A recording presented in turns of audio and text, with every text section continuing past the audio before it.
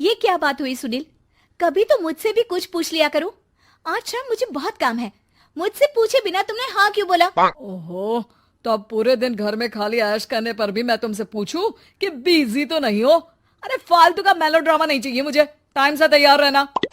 उसे सच में आज बहुत काम है बेटे, तू अकेले चला जाना।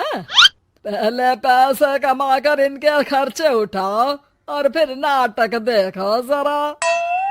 दोनों बाप बेटे हमेशा की तरह दोनों सास बहू को कड़वी बातें सुनाकर ऑफिस चले जाते हैं, जिसकी अब आदत होने पर वो दोनों भी किसी से कुछ बोले बिना अपने काम में लग जाती हैं।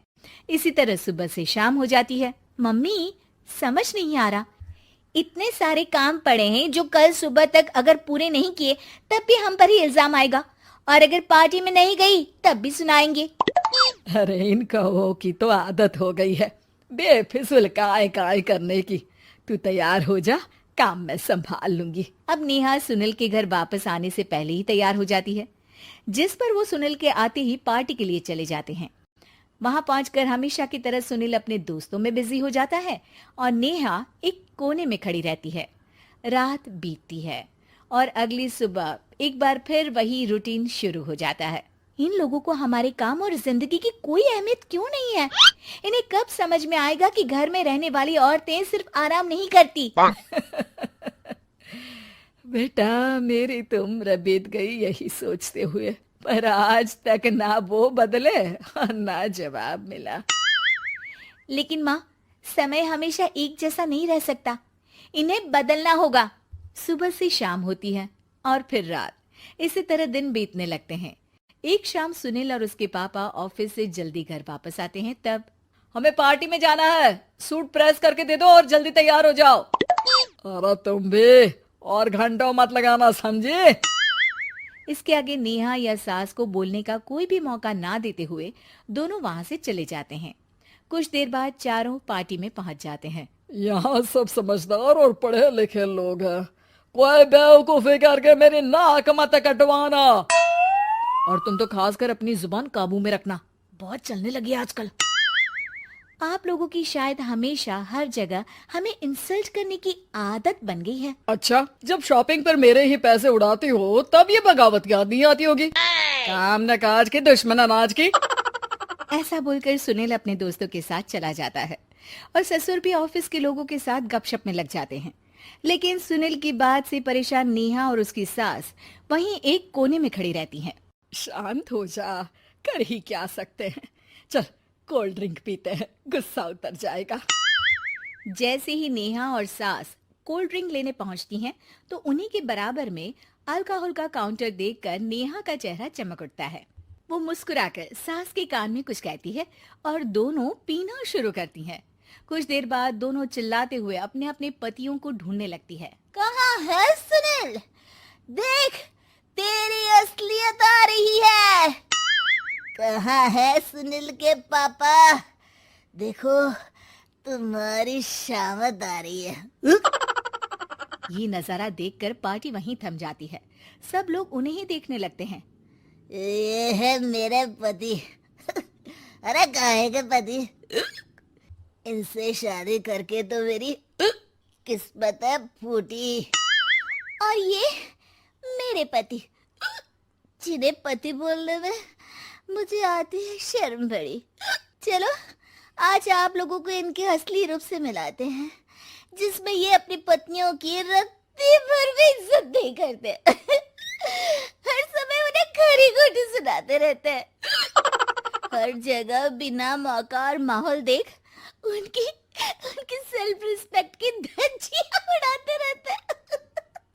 क्या बोलते हो कि घर में रहकर हम करते ही क्या है? अगर ऐसी बात है तो कल से खुद अपने कपड़े धोना, प्रेस करना, सब्जी खरीदना, खाना बनाना और पसंद ना आने पर दोबारा बनाना, जैसे हम करते हैं ना। फिर घर की सफाई, सारा सामान अपनी जगह रखना, जो तुम्हारे फेंकने पर हम करते हैं। और फिर फाइनेंस मंत्री बनकर लिमिटेड पैसों में बढ़ती कीमतों के साथ घर का बजट बनाना। सुनील, इन्हें चुप करा। अपनी तो कोई इज्जत है नहीं, हमारी भी खराब कर रही है। हाँ, ये तो और बढ़िया है। अब अच्छे से सुनो। नेहा, ये क्या ड्रामा है? ड्रामा तो अभी शुरू हुआ है जी। सास और नेहा अपने मन की सारी भड़ास निकालने लगती है, जिसे चुपचाप खड़े रहकर सुनने के अलावा ससुर और सुनील के पास कोई चारा नहीं होता। बहुत देर तक यही सब चलने के बाद आखिर में दोनों सास बहू बेहोश हो जाती हैं। अगली सुबह सिर दर्द के साथ दोनों की नींद अपने अपने कमरे में खुलती है, जिस पर उनके पति उन्हें हॉल में लेकर आते हैं। मेरा सिर इतना दर्द क्यों कर रहा है? मेरा भी। इतनी देर में ससुर 2 ग्लास नींबू पानी लेकर रसोई से बाहर आते हैं। ये लो नींबू पानी, इससे सिर दर्द ठीक हो जाएगा। हम दोनों आपसे कुछ कहना चाहते हैं। सास बहू हैरानी से एक दूसरे को देखने लगती हैं। तभी दोनों बाप बेटे उनसे माफी मांगते हुए कहते हैं, हमें कभी एहसास नहीं हुआ कि अपने ईगो में हम दोनों आप लोगों के साथ कितना बुरा कर रहे हैं। आज से हम भी घर के काम में हाथ बटाएंगे। और नेहा, मैंने तुम्हें जॉब करने से रोका, उसके लिए भी सॉरी। तुम्हें जो करना है करो। ये सब सुनने के बाद सास बहू मुस्कुराते हुए एक दूसरे की तरफ देखती हैं।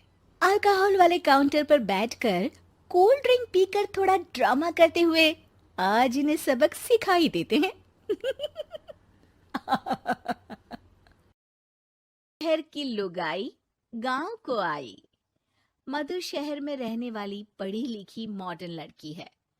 वो और पवन साथ कॉलेज में पढ़ते थे। धीरे धीरे उन दोनों में प्यार हो गया। पर पवन गांव में रहने वाला एक साधारण सा लड़का है। मधु के पिता हमेशा उसे ये बात कहकर ताना देते हैं, तुम वहां गांव में कैसे एडजस्ट करोगी? शादी करके तुम गांव तो चली जाओगी, पर अपनी सारी मॉडर्न सोच और चीजें यहाँ शहर में ही रख कर जाना। ये सुनकर मधु को बहुत गुस्सा आता है। तो क्या हुआ अगर वो लोग गांव के हैं?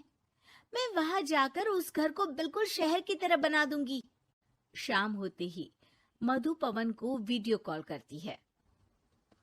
अच्छा हुआ तुमने वीडियो कॉल कर लिया। हाँ, मैं तुम्हें आज अपनी माँ से मिलाता हूँ। अरे बिट्टू, क्या कर रहा है? ये क्या है? दूर करना इस टुनटुने को। जाने कौन दिख रहा है इसमें तो। अरे माँ, आपकी बहू का वीडियो कॉल है। आप इसमें अपनी बहू से आमने सामने बात कर सकती हैं। नमस्ते माँ जी, कैसी हैं आप? अरे जका, ये बहू ने अपने कानों में क्या लगाया है? जका से झुमके हैं। झुमके नहीं माँ जी, इन्हें ईयरफोन्स कहते हैं। इससे सामने वाले की आवाज और अच्छे से आती है। मैं आपको भी ला कर दूंगी। अरे नहीं नहीं, हमें नहीं ना चाहिए। हमारे कान बिल्कुल ठीक है। हाँ। माँ जी की ये बातें सुनकर मधु को अपने पिता की बातें याद आ जाती है और वो उसी वक्त ये ठान लेती है कि वो अपने ससुराल को एकदम मॉडर्न ससुराल बनाकर रहेगी। कुछ दिन बीत जाते हैं। पवन और मधु की शादी हो चुकी है। आज मधु का अपने ससुराल में पहला दिन है। माँ जी, मैं आपके लिए एक तोहफा लाई हूँ। अरे इतना बड़ा तोहफा? अरे क्या लाई है रे इस बड़े से बक्से में? मधु बॉक्स खोलती है।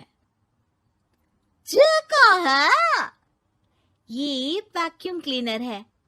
मैंने आपको झाड़ू लगाते हुए देखा तो सोचा अब आपका काम आसान हो जाएगा। अरे वाह बहू वाह, तूने मुझे झाड़ू लगाते हुए देखा तो तू मेरे हाथ से झाड़ू लेकर खुद भी तो लगा सकती थी ना। पर नहीं, तूने तुझे मशीन लाकर मेरे हाथ में दे दी कि यह काम हमेशा मैं ही करूं। ये आजकल की शहरी छोरियां बिल्कुल नहीं बदलेगी। मधु को मन ही मन गुस्सा आता है, पर फिर भी अपना गुस्सा भूलकर मधु माँ जी को वैक्यूम क्लीनर इस्तेमाल करना सिखाती है। अगले दिन मधु सुबह उठती है तो ये आंगन में से कैसी आवाजें आ रही हैं? मधु दौड़ती दौड़ती आंगन में जाती है और देखते ही चौंक जाती है। अरे माँ जी, ये आप क्या कर रही हैं? और वो कहाँ है ना, सुबह मैं जब कुएं से पानी निकाल रही थी तो मेरे कान की बाली उसमें गिर गई थी। तो ये तेरा वक्कुम ना सारी चीजें अपनी तरफ खींच लेता है ना, तो मेरी बाली भी तो निकाल ही देगा। उसी की कोशिश कर रही हूँ, पर न जाने क्यों अब ये चालू ही नहीं हो रही तेरी मशीन। अब वो चालू होगी भी नहीं, पर अब कुएं में से पानी निकाल क्यों रही थी? अरे कमाल करती हो ना बहू, पीने के लिए पानी क्या तेरे मायके से लाऊं मैं? अरे कुएं से ही तो निकालना पड़ता है। हाँ, पीने के लिए पानी, और वो भी कुएं से। मधु दिमाग लगाती है और थोड़ी ही देर में घर में वाटर प्योरीफायर लगवा देती है। ये देखिए माँ जी, इसमें बस एक बार पानी भर देंगे तो नल में पानी साफ होकर बाहर आएगा। अरे वाह रे बहू, ये तो बहुत ही बढ़िया चीज है। रात हो जाती है। मधु जैसे ही प्योरीफायर का नल चालू करती है तो वो अचानक से फट जाता है और सब जगह पानी पानी हो जाता है। अरे ये क्या हुआ? ये क्या हो गया? मैंने तो बस इसमें उबला हुआ पानी डाला था, ये इतनी जल्दी खराब हो गया। अरे ये सारी शहरी चीजें सब ऐसी ही होती है कबूरी। क्या आपने इसमें उबला पानी डाला था? हाँ तो फिर पानी तो तभी साफ होगा ना जब उसे उबालेंगे। ये मशीन का कोई जिन है जो हमने जो बोला वो कर देगी है? मधु को बहुत गुस्सा आता है। इस तरह तो मेरा अपने ससुराल को मॉडर्न बनाने का सपना अधूरा ही रह जाएगा। नहीं, मैं इस तरह से हार नहीं मान सकती। थोड़े ही दिन में मधु पूरे किचन को मॉड्यूलर किचन में बदल देती है। अरे वाह बहू वाह, इतनी सारी अलमारियां। माँ जी मॉड्यूलर किचन देखकर बहुत उत्सुक हो जाती है। ये बक्सा का है? बहू ने शायद गलती से इसे यहाँ रसोई में रख दिया है, पर है तो ये बहुत ही बढ़िया। अगले दिन सुबह। अरे मायरी, क्या हो गया? मैं तो बर्बाद हो गई, मेरी सारी पूंजी जलकर राख हो गई। हे राम, अब मैं क्या करूं? माँ जी की रोने की आवाज सुनकर मधु दौड़ी दौड़ी किचन में आती है और इतना धुआं देखकर घबरा जाती है। ये सब कैसे हुआ माँ जी? ये आग कैसे लगी? ये सब तेरा इस मॉड्यूलर किचन की वजह से हुआ है, और ऊपर से तूने तिजोरी जो रसोई में रख दी थी, मैंने जैसे ही अपने गहने और पैसे इसमें रखे और बाहर से इस ताले को घुमाया, ये तो 5 मिनट में ही आग बबूला होकर फट गया। अरे माँ जी, ये तिजोरी नहीं है, ये तो माइक्रोवेव है। इसमें गहने नहीं रखते, खाना गर्म करने के लिए होता है ये। और ये जो आपने घुमाया ना, ये ताला नहीं है, आपने इसके टेम्परेचर को फुल कर दिया, इसलिए ये फट गया। माँ जी और जोर जोर से रोने लगती है।